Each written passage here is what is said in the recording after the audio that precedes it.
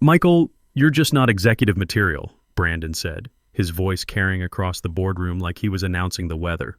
I'm Michael Thompson, 48 years old, and I'd been sitting in that same conference room for the past 22 years, watching guys like Brandon climb over people like me. You're solid on operations, don't get me wrong, but vision, strategic thinking, that's not really your wheelhouse. The presentation was still running on the screen behind him. My presentation. The one I'd spent 3 months putting together for the Hartwell Industries contract renewal. Brandon had his back to the projector, gesturing at slides that contained my analysis, my cost projections, my implementation timeline. 12 board members sat around that mahogany table, including his mother, Patricia Walsh, in her navy suit and pearl earrings, and not one of them said a word in my defense. I didn't argue, didn't even clear my throat, just sat there and let it wash over me while something clicked into place in my head. You know that moment when you realize you've been playing a rigged game? That was it for me.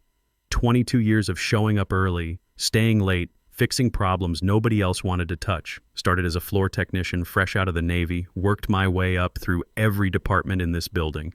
And here was Brandon Walsh, 35 years old with his Harvard MBA and his family connections, taking credit for work that had my signature on every page. The worst part wasn't even the humiliation. It was watching him flip through my technical specifications like he understood what a bearing assembly actually did, or how our legacy systems interfaced with the new automation equipment. This was a guy who'd never spent a day on a production floor, never had grease under his fingernails, never gotten called at 3 a.m. because line 2 was down and we had a deadline to meet. When the meeting ended, I walked back to my office past the photos lining the hallway. Pinnacle Industries through the decades. Founded in 1948, family-owned until the private equity buyout 5 years ago. That's when people like Brandon started showing up, fresh from business school with their talk about optimization and scalability. Meanwhile, guys like me who'd kept this place running for decades suddenly found ourselves explaining our own expertise to kids who thought manufacturing was something you could learn from a textbook. I opened a new folder on my desktop. Called it Equipment Maintenance Schedule because Brandon never looked at anything that sounded like actual work. Inside, I started documenting everything. Every email, every project timeline, every client interaction that Brandon had somehow claimed as his own strategic initiative. See, Brandon had this thing about making everything sound revolutionary. Digital transformation, operational synergies, customer experience optimization. What he really meant was, Michael does the work, I repackage it with fancy words and present it upstairs. The board ate it up because Brandon knew how to talk their language. He'd stand up there in his tailored suits talking about paradigm shifts while I was in the factory at 5 a.m. making sure the actual paradigm didn't collapse. Take the Hartwell Industries situation from last spring.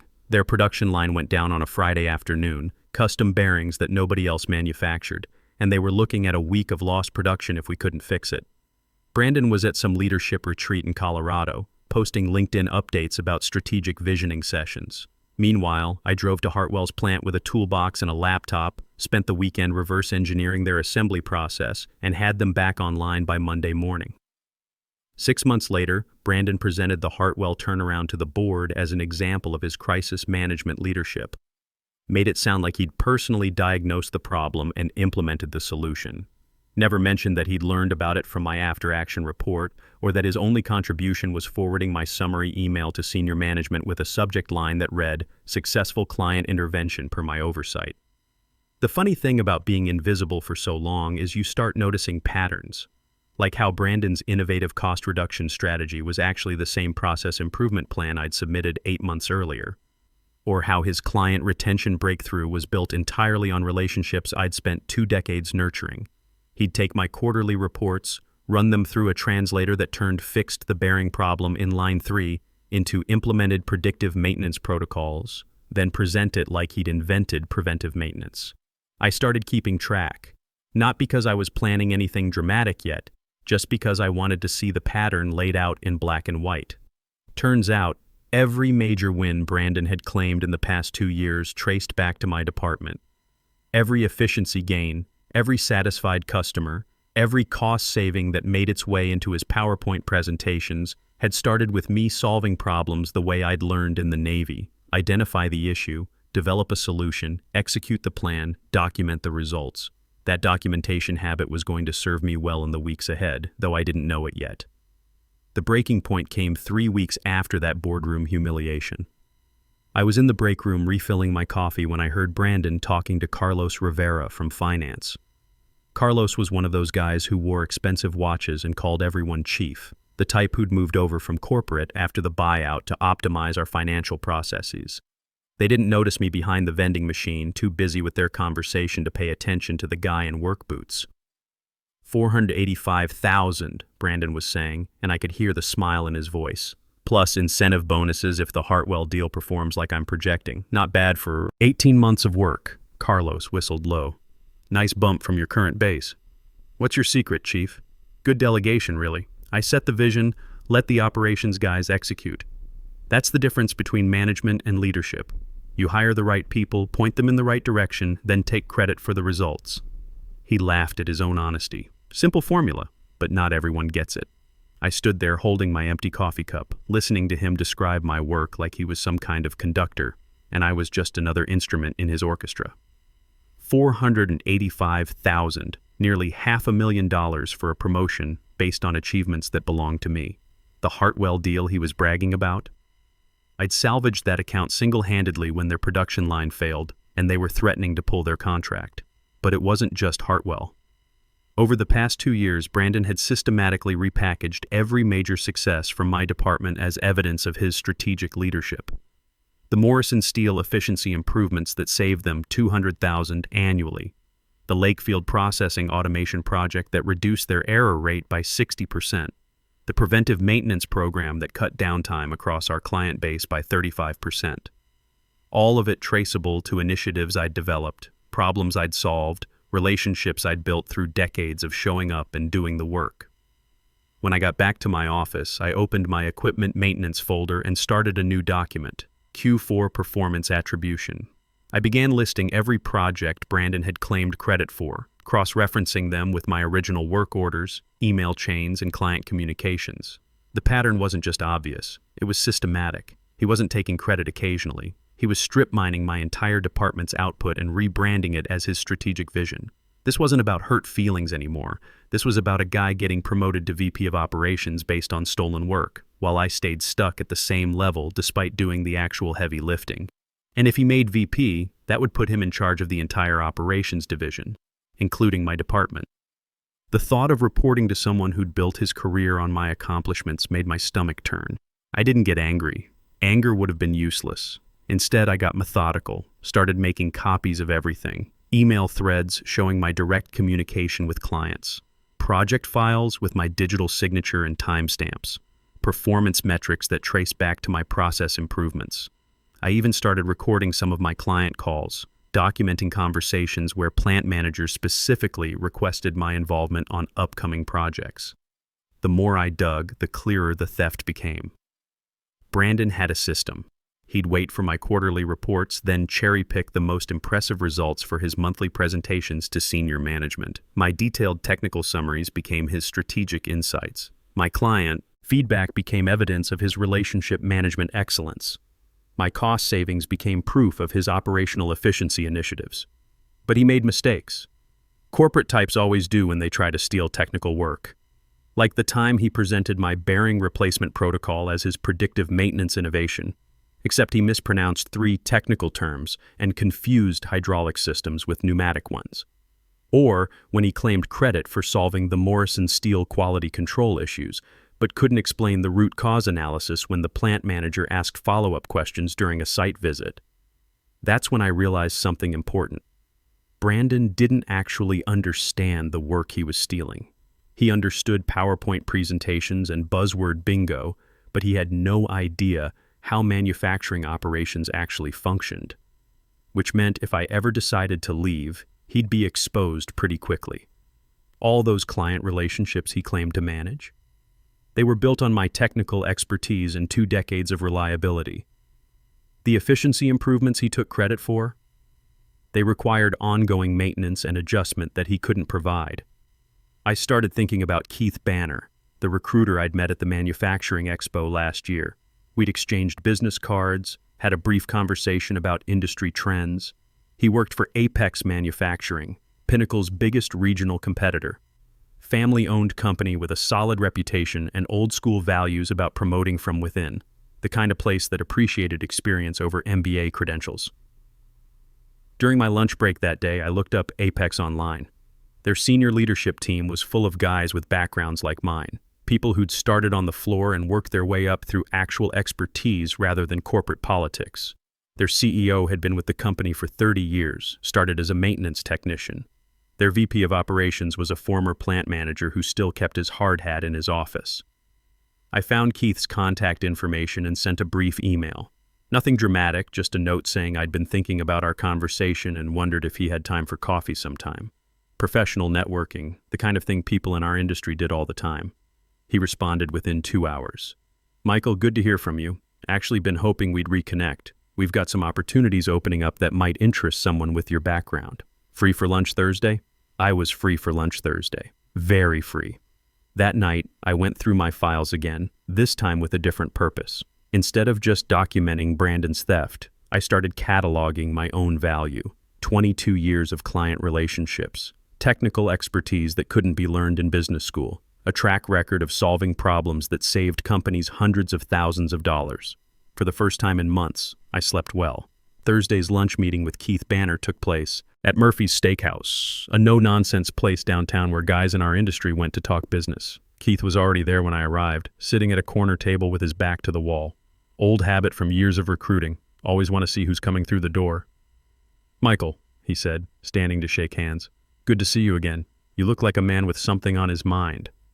Keith was about my age, maybe a few years older, with the kind of weathered hands that told you he'd worked his way up through the ranks too. He'd started at Apex 15 years ago as a production supervisor, moved into HR, then specialized in recruiting technical talent. The kind of guy who understood that manufacturing expertise couldn't be taught in a classroom. We ordered steaks for both of us, coffee black, and Keith got straight to business. I'll be honest with you, Michael. I've been hearing your name around the industry for years. Good things, client loyalty, operational efficiency, the kind of reputation that takes decades to build. Jim Hartwell mentioned you specifically last month at the suppliers conference. Said you personally saved their contract last spring when their line went down. I nodded, keeping my expression neutral. Part of the job. Maybe at your place. At Apex, we call that exceptional performance. Keith leaned forward. We're expanding our Midwest operations, and we need someone to head up the new division. Senior director level, reporting directly to our VP. It's a step up from what you're doing now, and the compensation reflects that. Base salary of $145,000 plus performance bonuses that actually go to the people doing the performing.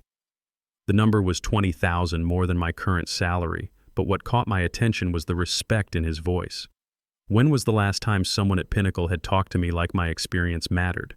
There'd be one expectation, Keith continued. We'd want you to bring your client relationships. The real ones, not just names on a spreadsheet. People who trust your judgment enough to follow you based on the work you've done for them over the years. I had those relationships. Hartwell Industries, where Jim still called my personal cell when problems came up. Morrison Steel, where the plant manager had specifically requested my involvement in their expansion project. Lakefield Processing, where I'd solved 3 major production issues in the past year alone. These weren't Brandon's connections. They were mine, built on late-night troubleshooting calls and keeping my word when delivery schedules got tight. I'd need 2 weeks to wrap things up properly, I said. Keith smiled and extended his hand. Fair enough. Think about it. But I didn't need to think about it. Walking back to my truck, I already knew what I'd do. The question was how to do it right. Back at Pinnacle, I started putting together my transition plan. Not the kind they teach you in business school, but the kind that makes sure nothing gets lost when you walk away, and ensures proper credit gets assigned where it belongs. First, I documented every ongoing project in detail, not just status updates, but comprehensive records showing who initiated each project, who developed the solutions, and who maintained the client relationships. The Hartwell bearing replacement protocol that Brandon loved to mention in meetings. I had the original engineering notes, the client communications, and the implementation timeline with my signature on every page. The Morrison Steel efficiency improvements. I had emails from their plant manager specifically thanking me for going above and beyond and solving problems our previous vendor couldn't handle. The date stamps showed these conversations happened weeks before Brandon ever mentioned Morrison in his reports. For each client relationship, I created what I called a transition summary: contact names, relationship history, project details, and, most importantly, documentation of who they actually worked with day to day. These weren't just business contacts, they were professional relationships built over years of delivering results. I also started making copies of Brandon's presentations, cross-referencing them with my original work.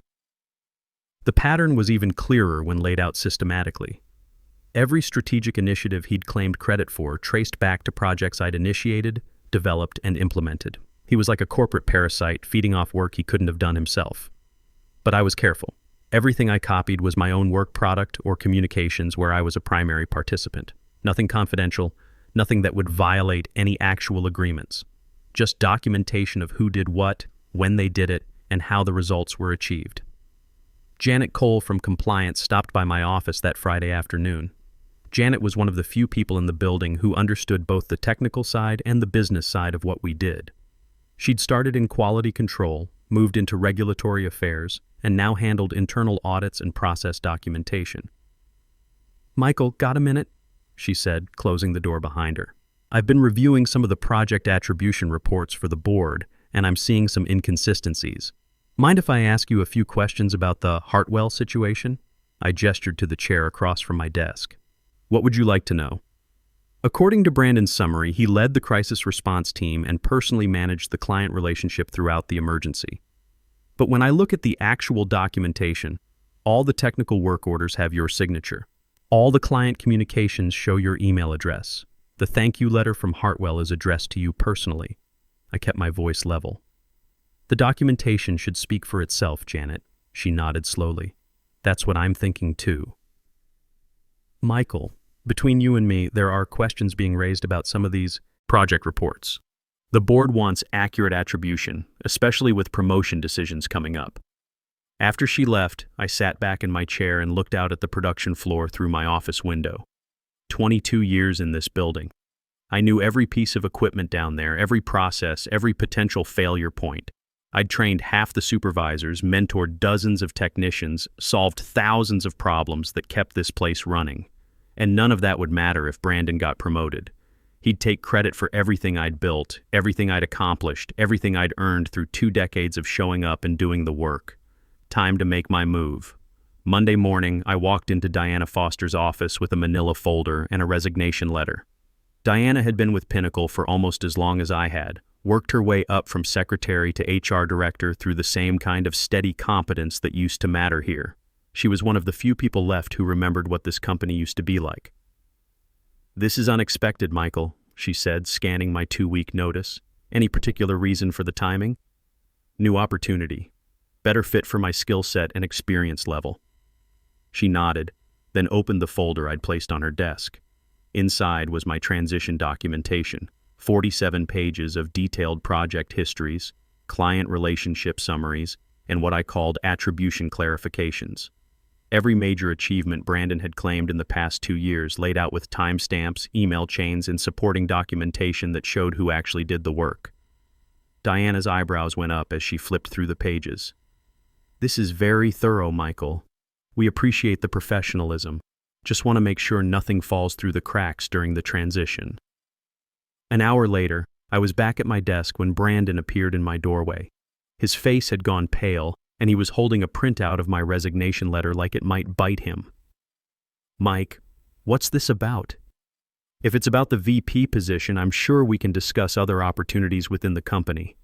I looked up from my computer. "No discussion needed, Brandon. I've found a situation that better appreciates my contributions." "Where are you going?" His voice had an edge to it now. "Apex Manufacturing, Senior Director, Midwest Operations." The color drained completely from his face. Apex was our biggest regional competitor, and he knew exactly what my client relationships were worth to them. More importantly, he knew he couldn't maintain those relationships without me. "You can't take our clients with you. There are non-compete clauses, intellectual property concerns." I smiled for the first time in months. I'm not taking anyone anywhere, Brandon. I'm just informing my professional contacts about my career change. What they decide to do with that information is entirely up to them. Over the next 2 weeks, I had a lot of those conversations. Professional courtesy calls to let people know about my transition. Jim Hartwell thanked me for 5 years of reliable service and asked for my new contact information. Morrison Steele's plant manager mentioned they'd been frustrated with Pinnacle's recent communication gaps and wondered if Apex might be interested in discussing their upcoming expansion project. Lakefield Processing's operations director said they preferred working with people they knew and trusted, regardless of which company name was on the business cards. I didn't recruit anybody, didn't make promises or guarantees about future partnerships, just had honest conversations about my career move with people I'd worked alongside for years. The kind of professional networking that happens every day in our industry. Meanwhile, Janet Cole's compliance review was picking up steam. She'd presented her preliminary findings to the board the Thursday before my last day. Word was getting around that several major project attributions were being questioned, and senior management was asking uncomfortable questions about accuracy and performance reporting. Brandon had stopped making eye contact with me in the hallways. The confident swagger was gone, replaced by something that looked a lot like panic. During what should have been his victory lap before the VP promotion, he was instead fielding questions about project timelines and client relationships he couldn't adequately explain. Diana called me into her office on my final afternoon. "Michael, there's been some discussion about the documentation you provided. Very detailed work. The board appreciates the thoroughness, especially given some questions that have come up about project management protocols." I kept my voice level. Happy to help ensure a smooth transition. "There may be some follow-up questions after you leave. Would you be available for a brief consultation if needed?" "Of course. Professional courtesy." I cleaned out my desk quietly. 22 years of accumulated files, photos, and mementos fit into 3 cardboard boxes. No speeches, no dramatic exits. Just packed up my career at Pinnacle Industries and walked out to the parking lot like it was any other day. As I was loading the boxes into my truck, Keith Banner called. "Michael, welcome to the Apex family. When can you start?" "Monday morning." "Perfect. Oh, and you'll be interested to know, Hartwell Industries called this morning. Jim specifically requested that you handle their new facility project. Apparently they're not too happy with the service transition planning at your old company." 6 weeks into my new position at Apex, the industry newsletter ran a small item about executive transitions and compliance reviews at major regional manufacturers. No names mentioned, but people in our business knew how to read between the lines. Word was that a certain VP candidate at Pinnacle had been placed on administrative leave pending completion of an internal audit. Several major clients had raised concerns about project management and communication protocols. I didn't gloat, didn't send any messages or make any calls, just focused on my new job and the clients who had chosen to follow me to Apex, built the kind of operation I'd always known was possible when you had management that understood the difference between actual leadership and PowerPoint presentations. Brandon's promotion was quietly withdrawn. From what I heard through industry contacts, he was reassigned to strategic planning while the board completed their review. Corporate speak for figure out if we need to call our lawyers. Turns out that when you build a career on other people's work, eventually someone notices the foundation is hollow. And when that someone has spent 22 years documenting everything, keeping detailed records, and maintaining client relationships based on actual performance rather than fancy presentations, the house of cards falls down pretty quickly.